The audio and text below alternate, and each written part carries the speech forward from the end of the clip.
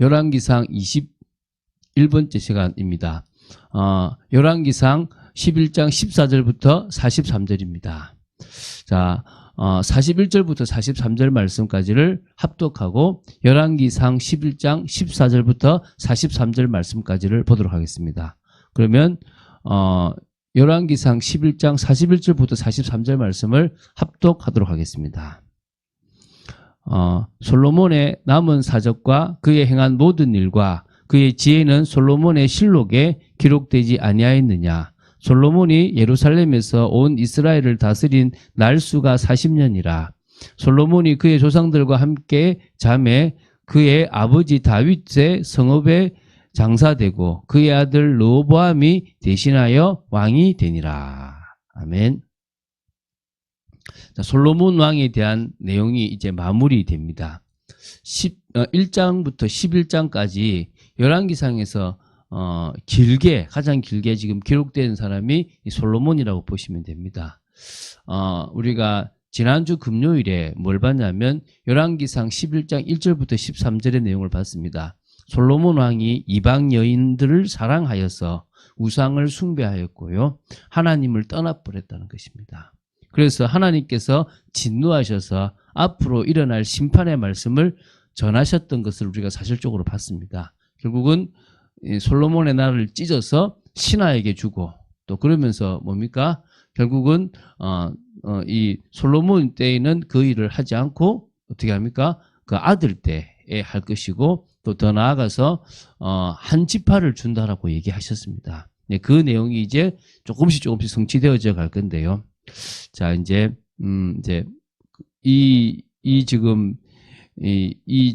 이게 지금 솔로몬 왕 때는 일어나지 않는다고 했지만 이미 솔로몬 왕의 이 통치 말기 시대 때 보면 벌써 하나님께서 이 나라가 쇠퇴하는 모습들을 이렇게 보게 하세요. 뭐냐면 오늘 보게 될 열왕기상 11장 14절부터 43절은 그 심판이 이미 외부에서부터 시작되었어요. 그리고 내부에서부터도 솔로몬의 신하 중에서 뛰어난 그런 사람이 나왔습니다. 그게 누구냐면 여로보암입니다. 그 사람에 대한 내용이 나오고요. 그리고 솔로몬 왕이 결국은 나이가 들어 죽게 되는 것으로 솔로몬 왕 통치 시기가 끝나는 부분을 오늘 11장 14절부터 43절까지 보게 될 겁니다.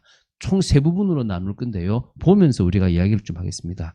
첫 번째가 14절부터 25절까지예요.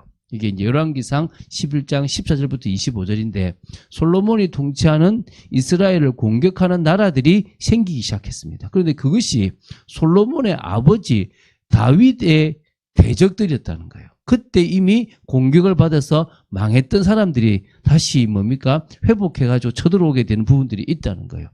그래서 외부의 적을 통해서 이미 계속 공격해서 힘들게 했던 부분이 있는데요. 그것을 한번 보겠습니다. 먼저 일어난 대적이 에돔입니다. 에돔은 이스라엘의 남쪽 중에서 이 동쪽에 있는 그 나라입니다. 바로 에서의 후손이라고 볼 수 있겠죠. 전에 다윗과 요압이요. 그곳을 크게 정벌했다고 나와요. 6달 동안이나 정벌했다 그래요.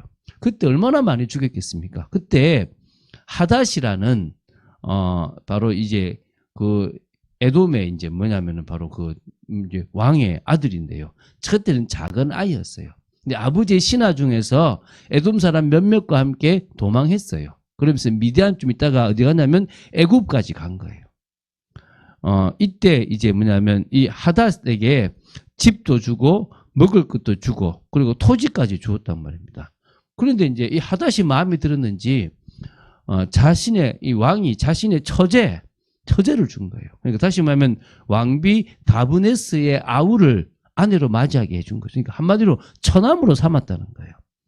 그래서 하닷의 아들이 바로 왕의 아들들하고 같이 왕궁에서 함께 성장할 정도로 그렇게 대우를 받은 거예요. 근데 21절, 22절에 보니까 다윗과 요압이 죽었다는 소식을 듣고 나서 바로에게 요청을 합니다. 내가 이제 에돔으로 돌아가겠다고. 그러니까 바로가 내가 섭섭하게 했냐 가지 마라 하는데도 뭐죠? 결국은 간 거죠. 왜죠? 에돔이란 나라를 회복해야 되니까. 그래서 가서 계속 조금씩 일평생 하닷이 이 이스라엘을 공격하면서 계속 이스라엘을 힘들게 했던 대적이었다라고 나와요. 그러니까 조금 여기 보면 이상한 게 좀 하나 나오는데 뭐냐면, 자, 솔로몬의 아내가 바로왕의 딸이에요. 그러면은 지금 바로왕의 사위가 누구죠? 솔로몬이잖아요. 그런데 어떻게 하닷을 처남으로 이렇게 대우합니까? 뭐 하닷이라는 인물이 대단할 수도 있었겠죠. 또 그런데 어떤 면에서는 이스라엘 나라를 견제하기 위해서 그렇게 했을 수도 있습니다. 근데 어쨌든 이런 일들을 통해서 하나님은 몽둥이로 쓴 거예요. 무슨 몽둥이요? 이스라엘을 혼내는 몽둥이로 하닷이라는 인물을 저 애굽에서 딱 준비시켜서 오게 만든 거예요. 또 23절부터 25절에 또 한 사람이 나옵니다. 이게 누구냐면 엘리아다의 아들 르손입니다. 이 르손을 일으켜서도 솔로몬의 대적자가 되게 하셨는데요. 이 르손에 대한 설명이 나옵니다. 이 뭐냐면 소바왕을 모셨던 사람인데 소바왕 하닷 에셋에게서 도망했다라고 나와요. 그래서요, 다윗이 소바 사람을 죽일 때 르손은 사람들을 자기에게 모으고 그 무리의 괴수가 되어 다메섹에 가서 살다가 거기서 왕이 되었습니다. 그래서 르손은 수리아 왕조의 장시자가 됐고 수리아 왕으로서 이 하닷처럼 솔로몬을 대적했고요. 이스라엘을 미워하였다라고 나옵니다. 결국 여기도 다윗 때문에 도망간 사람이 누굽니까? 소바라는 사람. 그러니까 이거 르손이라는 겁니다. 르손. 그러니까 르손이라는 사람 역시도 계속 뭐요? 이 이스라엘을 공격했다는 겁니다. 그러니까 이스라엘에서 아래, 위 계속 뭡니까? 적들이 생겨서 골칫거리가 생긴 겁니다. 그러니까 이들은 다윗 때부터 이스라엘에 앙심을 품고 있다가 솔로몬이 초기 때는 그때부터 이스라엘을 괴롭히긴 했지만은 그때는 그렇게 워낙 강성하니까 그게 안 되다가 위협이 안 되다가 솔로몬의 힘이 점점 약해지는 그때에 실제적으로 대적이 되어서 조금 영향력이 있었다는 거예요. 그러니까 우리 삶에도요, 이런 일들이 종종 일어난다는 거예요. 하나님의 은혜 가운데 살 때는 문제거리가 되지 않던 일들이 하나님으로부터 멀어지기 시작하면서 계속 그것이 뭡니까?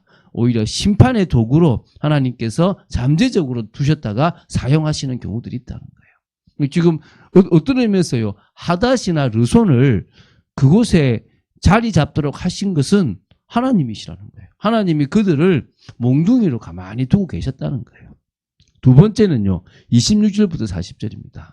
앞에서 말할 때 이스라엘이 하나님 앞에 잘 쓰면요, 그들은 몽둥이가 되지 않습니다. 그런데 범죄하고 무너지면요, 언제든지 그 몽둥이로 쓸 수 있다는 거예요. 자, 이제 26절부터 40절입니다.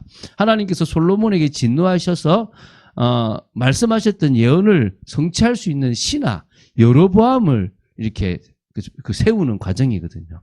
여로보암은요, 솔로몬 왕의 대적으로 등장하게 됩니다. 이 여로보암이 북이스라엘의 초대 왕이 되거든요. 한번 보겠습니다.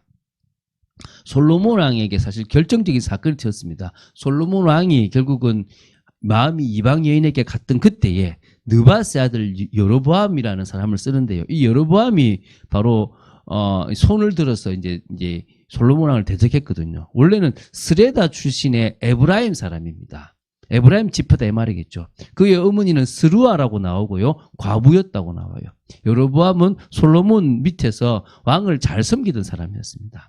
그가 반역한 이유가 27절부터 39절에 나와요. 전에 솔로몬은 외곽 방어시설 밀로를 짓고 있었고요, 아버지 다윗 때부터 파손되어 있던 요새들을 복구했습니다. 그 건축 기간 중에 여로보암은 강하고 실력 있는 자로 돋보였기 때문에, 또 큰 용사이기 때문에 부지런했기 때문에 요셉 족속의 일을 감독하도록 맡겼다는 거예요.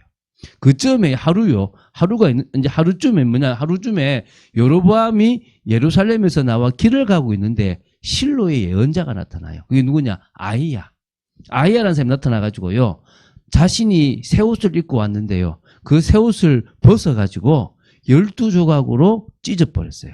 그 중에 이제 10조각을 맡기게 되거든요. 31절부터 33절 이렇게 넘쳐 읽어볼게요. 너는 10조각을 가지라. 이스라엘의 하나님 여호와의 말씀이 내가 이 나라를 솔로몬의 손에서 찢어 빼앗아 10지파를 내게 주고 오직 내 종 다윗을 위하고 이스라엘 모든 지파 중에서 택한 성읍 예루살렘을 위하여 한 지파를 솔로몬에게 주리니 이는 그들이 나를 버리고 시돈 사람의 여신 아스다롯과 모압의 신 그모스와 암몬 자손의 신 밀곰을 경배하며 그의 아버지 다윗이 행함같이 아니하여 그 길로 행하지 아니하여 나 보기에 정직한 일과 내 법도와 내 윤례를 행하지 아니함이니라. 이해가 되시죠? 지금 결국 뭡니까? 떠났다는 거예요. 떠났다는 거. 그래서 또 이렇게 나옵니다. 그러나 내가 택한 내 종 다윗이 내 명령과 내 법도를 지켰으므로 내가 그를 위하여 솔로몬의 생전에는 온 나라를 그의 손에서 빼앗지 아니하고 주관하게 하려니와 내가 그의 아들의 손에서 나라를 빼앗아 그 10지파를 내게 줄 것이요 그의 아들에게는 내가 한 지파를 주어서 내가 거기에 내 이름을 두고자 하여 택한 성읍 예루살렘에서 내 종 다윗이 항상 내 앞에 등불을 가지고 있게 하리라. 내가 너를 취하리니 너는 내 마음에 원하는 대로 다스려 이스라엘 위에 왕이 되되 내가 만일 내가 명령한 모든 일에 순종하고 내 길로 행하며 내 눈이 합당한 일을 하며 내 종 다윗이 행함같이 내 율례와 명령을 지키면 내가 너와 함께 있어 내가 다윗을 위하여 세운 것 같이 너를 위하여 견고한 집을 세우고 이스라엘을 내게 주리라. 내가 이로 말미암아 다윗의 자손을 괴롭게 할 것이나 영원히 하지는 아니하리라. 너를 이스라엘을 때릴 몽둥이로 쓰겠다 이 말이에요. 그런데 너가 정말 말씀을 잘 따라가면 다윗처럼 내가 너의 위를 견고하게 하겠다 그랬어요. 근데 그렇게 하느냐? 안 돼요. 그래서 결국 하나님을 배반한 왕의 대표가 됩니다. 안타까운 일이죠. 그래서 40절에 이 사실을 솔로몬 왕이 알았던 것 같아요. 그래서 여로보암을 죽이려고 합니다. 그래서 여로보암은 애굽으로 가요. 그러니까 결국 대적자들이 다 애굽에서요. 시삭에게 있었는데요. 솔로몬 왕이 죽기까지 거기 있었다는 거예요. 참 웃기죠. 자, 이게 지금 하나님이 하시는 일입니다. 그리고 이제 마지막으로 볼 것이 41절부터 43절입니다. 솔로몬이 죽었습니다. 솔로몬 왕의 통치를 마무리해 놓았죠. 열왕기서는 왕들의 이야기이지만요. 계시의 성경이기 때문에 모든 솔로몬의 그 사적, 그가 행한 모든 일들이 기록되어 있지는 않습니다. 그것을 기록한 책은 바로 뭐냐면 솔로몬의 실록이라는 것에 기록되어 있다고 합니다. 그래서 이것은 유다와 이스라엘의 왕들의 역대 지략 중에 솔로몬 편이라고 보시면 되는데요. 그 부분에 이미 기록되어 있는 거고요. 여기서는 뭡니까? 성경에 필요한 부분만 기록해 놨습니다. 그래서 예루살렘을 다스린 날수가 40년이라고 나오고요. 조상들과 함께 잤다고 나오고 다윗의 성읍에서 장사되었고 대신하여 르호보암이 왕이 되었다고 나옵니다. 결국 1장부터 11장까지 솔로몬이 왕이 되고 통치하고 마지막 마무리하는 것을 봤거든요. 참 중심 있는 왕처럼 보였고 또 그렇게 했지만 결국은 뭡니까? 교만하고 또 이렇게 그러니까 완악해가지고 결국 타락해서 누구를 섬겼습니까? 이방 여인을 따라서 사랑해서 우상을 숭배하는 그런 안타까움을 만들어냈습니다. 오늘 우리의 인생도 마찬가지입니다. 여러분 끝까지 믿음으로 나아가면 돼요.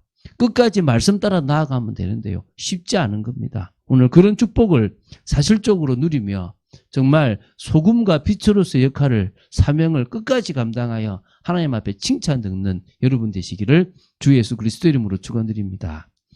주는 그리스도시요 살아계신 하나님의 아들이심을 고백합니다. 오늘 참 많은 내용들을 봤습니다. 그러나 쑥 한 번만 봐도 될 내용들이기 때문에 우리가 이 내용을 봤습니다. 대적들이 있고 내부에 또 적도 있습니다. 그 모든 몽둥이들을 하나님께서는 타락했던 솔로몬을 위하여 준비하셨음을 봅니다.